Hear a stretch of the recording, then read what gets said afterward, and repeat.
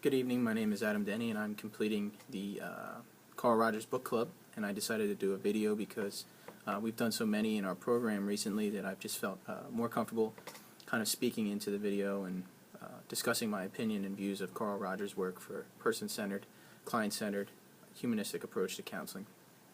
Our first question is, what are some of the biggest takeaways that we got from our readings and the videos, or from our readings specifically? And the one thing that I really noted is that Carl Rogers, his approach to even his professional writing seemed to be very non-directive, and he spoke specifically from his own experiences and was very open for others' interpretation of the way that he approached counseling and the ideals that he thought were necessary for change.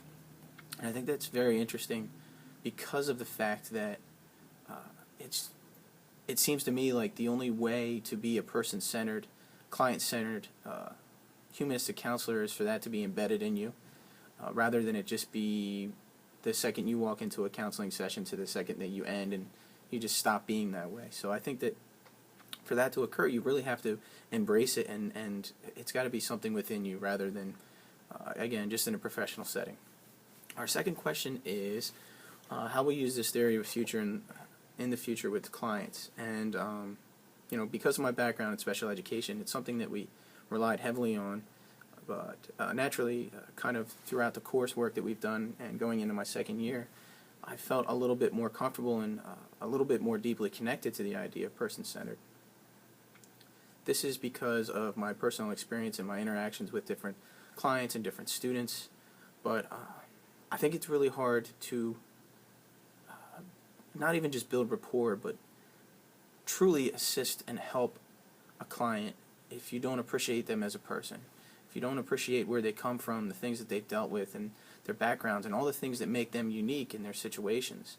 And I think that if you maintain that approach going into counseling, that it's going to assist the client to believe in you as well as believe in themselves, because they will look at you as not necessarily the expert, but somebody that's there to get them through this process. And I think that that's the way I'll really maintain that person-centered approach to counseling is to appreciate the person far greater than just the presenting concerns and as individuals and very unique. Our third question is, what in the Gloria tapes did you notice was especially consistent? And I think that that really is the idea that through almost 40 minutes of video, Carl Rogers never gave a directive.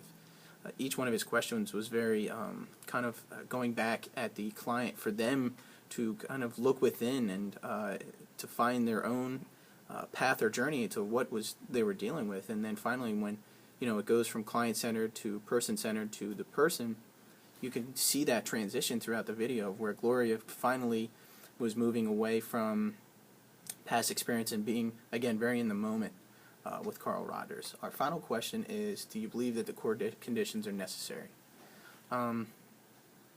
As much as I want to believe that I think it's necessary, I think that the very delicate and very new pressures of individuals that are coming into counseling, that they need more than just those core values. I absolutely think they're essential, but I am not necessarily sure that they are by themselves enough to help with clients. So to finish out the video, I just really want to touch on again that it was so impressive to read Carl Rogers' writings and to read our chapter and watch the videos because, again, I think it's instrumental. And for person-centered counseling to be effective, it's not a learned thing. It's very difficult to learn to care about others and to appreciate others. And I think that you can see that in the videos, and even at the way that he talks at the end of the videos as he's kind of deconstructing. He said that nothing was very abnormal about the thing. He just was so intense, and you can tell in his breathing techniques that he was kind of trying to reflect and decompress about the whole idea of what he just did. And it was just fantastic to see that, and to see that put into a video so we can visually see how that it works in a setting. So again, it was fantastic, and I truly enjoyed this assignment. So thank you very much.